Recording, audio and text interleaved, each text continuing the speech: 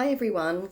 A few of you have been asking for the next section of the variations of the theme on Canon in D, so I'm going to play that for you today, but I just want to talk through some of the elements before we go through it. So last time we went through the first two lines here, looking at the left hand, as well as adding in the right hand as you go. What you'll notice is, when we move down to the next section, the left hand is staying exactly the same as what we've already played, which is great. It also continues on in the next page up the top by repeating this section here. In the right hand, instead of playing the single melody, we're now going to play thirds. It's really helpful to follow the finger numbers that are marked here because it really nicely steps you through how to make it all the way to the end of this passage. On the next page, we see the same repetition here in the left hand and in the right hand thirds, but we're going to add in another note.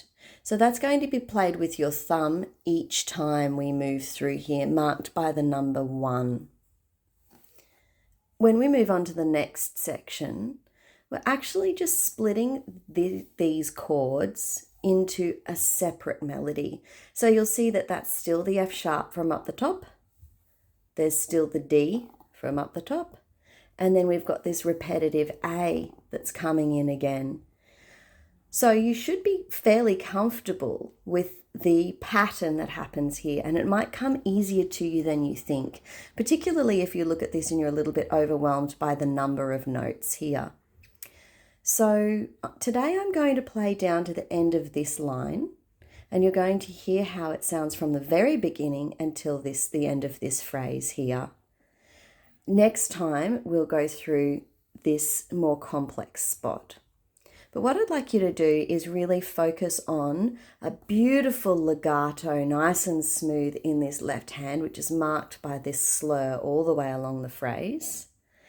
And once you've got the left hand going, you can really not have to concentrate on it too much while your right hand does all of that intricate work. So let's have a listen.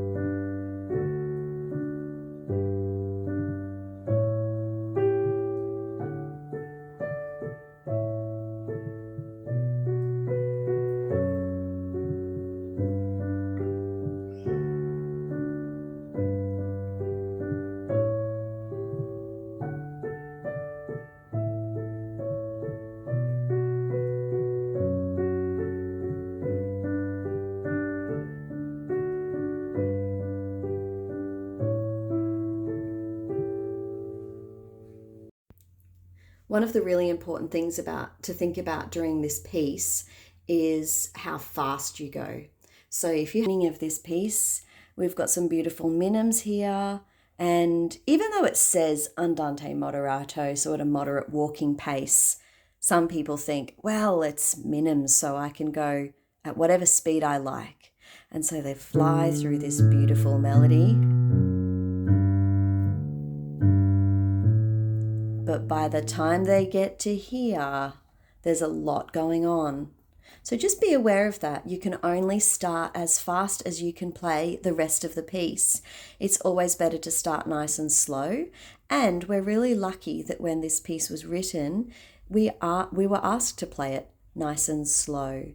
So we've got at a moderate walking pace and with a really beautiful smooth legato all the way throughout.